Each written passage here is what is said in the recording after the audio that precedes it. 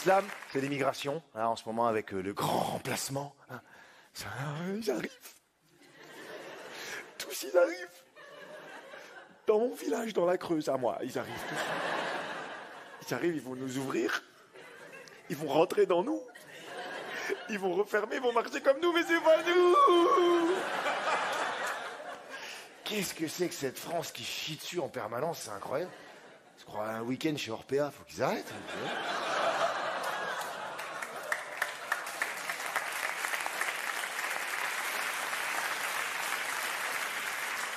On a peur, ils ont peur de l'immigration, ils ont peur. Évidemment, l'immigration n'est pas expliquée. Comme si c'était une horde de sauvages qui débarquent d'un coup. Le mouvement Afrique, Europe n'est pas arrivé comme ça. Oui, je parle de l'immigration africaine, hein, parce qu'avec les Ukrainiens, on a vu que ça va. Ça va, venez. Venez, c'est par là, il y a à manger, il y a à boire, tout ce que vous voulez. Centaines de milliers d'Ukrainiens, ça passe. 5 Renois sur un Zodiac crevé. Non, laissez-les tourner en mer, on va voir comment ils tournent. Non, le mouvement Afrique-Europe, c'est pas fait par magie. Les Africains sont pas arrivés en Europe en Joséphine Ange Gardien. Wow! Salam alaikum, c'est par où la CAF? C'est par là. C'est là-bas?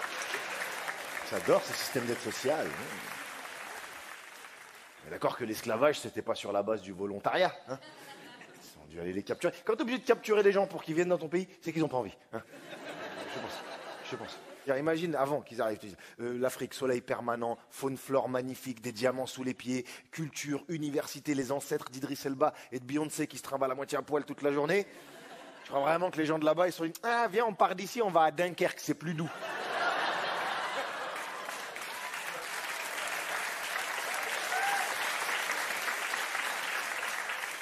Est-ce que tu as déjà entendu parler de Melun? 77.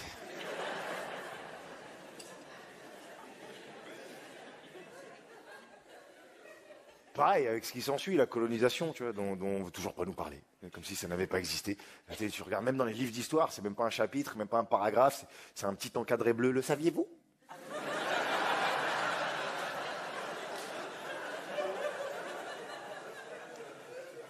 Et quand ils t'en parlent, c'est pour en évoquer les bienfaits. La colonisation, c'est super, on vous a laissé des routes. Ouais, il fallait bien des routes pour ramener tout ce que t'as volé, donc c'est pas... Ça veut dire quoi? C'est-à-dire que les Africains, ils se déplaçaient pas avant vous? C'était là. Ah, putain. Eh ouais, mais il n'y a pas de route aussi. Les gars, ça fait 4000 ans, on tourne en rond, faut qu'on... Le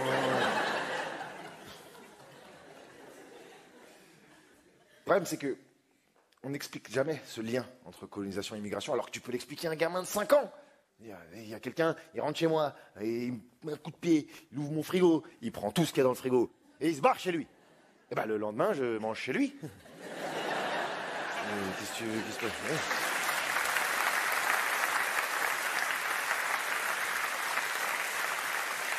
Mais bon, on n'explique rien, on préfère se foutre des théories comme ça, et puis ça gangrène tous les débats, même dans le sport. Y a-t-il trop de noirs en équipe de France? Oui. Parce qu'on veut gagner.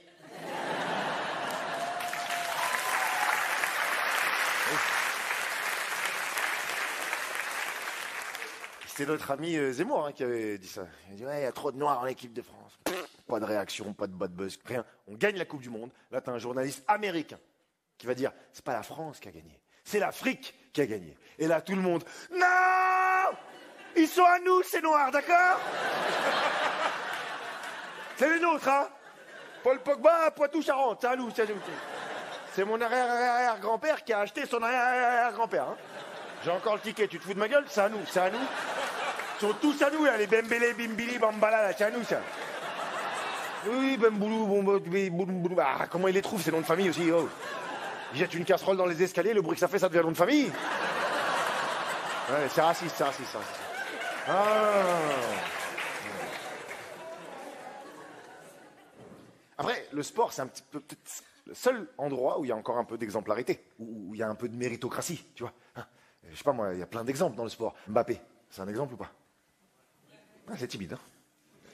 C'est timide, parce qu'en France, on aime bien un peu, tu sais, froisser les idoles. Ouais, mais il se la raconte. Bon, c'est vrai qu'il nous a fait chier avec son transfert, là. Alors, je reste au PSG, hein, avec les Arabes, avec les Espagnols, suce-moi pour voir. Non, j'aime pas. Ouais, t'as mis les dents, Florentino.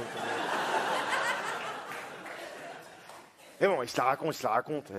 Numéro 1 mondial, 30 millions par an, 23 ans. C'est maintenant que tu te la racontes, oui. Je veux dire, tu te la racontes quand? Sinon, moi, je trouve d'ailleurs qu'il se comporte bien pour quelqu'un qui gagne 30 millions par an. Moi, tu me donnes 30 millions par an et je viens même pas au match. C'est mort, frère, c'est mort. Non, c'est bon, il faut venir me chercher à l'hôtel, c'est même pas moi qui t'ouvre, c'est un singe que j'ai acheté. J'ai 30 millions, je m'en branle. Je suis accroché par la bite au ventilateur. Je me retrouve jamais. À 19 ans, il gagne la Coupe du Monde. Il reverse l'intégralité de ses primes à des associations. Pour défiscaliser, je suis pas con. Mais le geste est louable, tu vois. Moi, à 19 ans, je donnais de l'argent à personne. Moi, à 19 ans, je mettais des coups de pression pour 3 €. Eh, rends-moi mes 2,50 €, rends-les-moi. Eh, crois pas, je rigole avec toi. Tous les jours, je t'emballe chez toi, c'est bon, t'as compris ou pas? Tous les jours, je t'emballe chez toi, je te pète les genoux, je te fais du sale. C'est clair ou c'est pas clair? Il n'y aura pas de fait des efforts. Il n'y aura pas de je suis quand même ta mère. Je vais t'attraper, tu vas voir. On va voir qui est qui. On va voir qui est qui.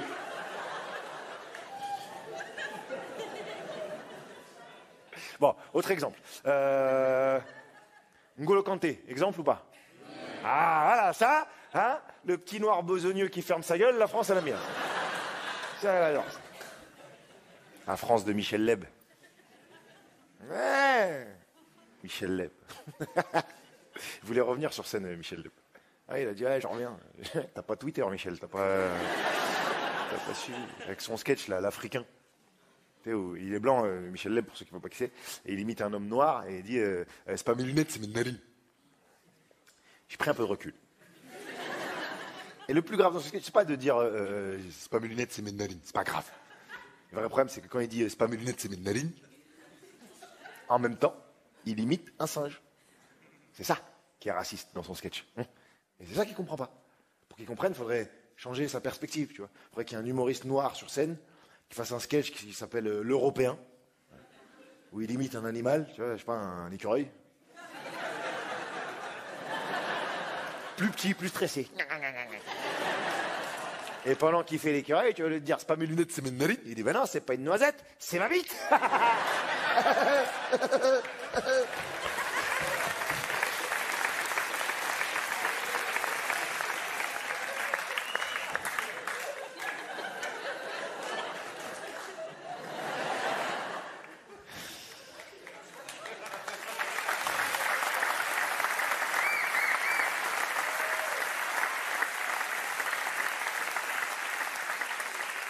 Des dizaines de punchlines ciselées. Un écureuil. Je vois qu'il y a des blancs qui ont mal pris le coup de la noisette. Ils viennent de vivre le racisme pour la première fois. Ah, c'est ça? Oui, parce que les blancs ne subissent pas de racisme. Et le racisme anti-blanc, alors? On va en parler. Est-ce que ça existe? Est-ce que ça n'existe pas? C'est un sujet qui divise. Ok. On est tous d'accord, le racisme est un processus de construction. Hein. On ne naît pas raciste. On n'est pas là, les négros, ça n'existe pas.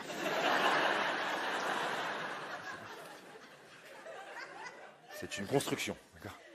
Pour qu'il existe, il faut que ce racisme se manifeste. Première manifestation possible du racisme, les insultes. C'est quoi l'insulte raciste la plus traumatisante pour un blanc? Sale blanc, whitos, face de craie, petite bite, crème fraîche, bab tout fragile, sans épices. Ouais, celle-là, elle a gagné. Elle a gagné. Mais si on la remet dans le contexte des insultes racistes. Sale bougnoule, sale youpin, sale négro, sans épices. Bon. On s'en sort sans grand traumatisme. Hein. Deuxième manifestation du racisme, la discrimination. Qu'est-ce que ça t'empêche de faire d'être blanc en France? À part de gagner un marathon s'il y a un Kenyan. Ah oui. Il y a toujours un 50 kilos, il a même pas de chaussures. Allez, on fait un deuxième tour. Mais pleure pas, Didier, c'est une blague. Oh là là. Pas d'humour, c'est colon, putain. Non, ce que je veux dire, c'est qu'être blanc n'est pas un handicap social en France. Hein. Ça t'empêche pas d'avoir un boulot, ça t'empêche pas d'avoir un appart. Hein. Jamais vu un proprio d'appart dire « Famille Dupont-Martin ». Non, ça va coincer. Ça va... Non, je préfère vous le dire, elle va de but en blanc. Non,